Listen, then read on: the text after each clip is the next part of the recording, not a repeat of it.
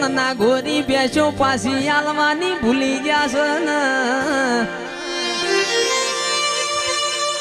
પાછી મારી સધીનું વેલડું પાટણ આયું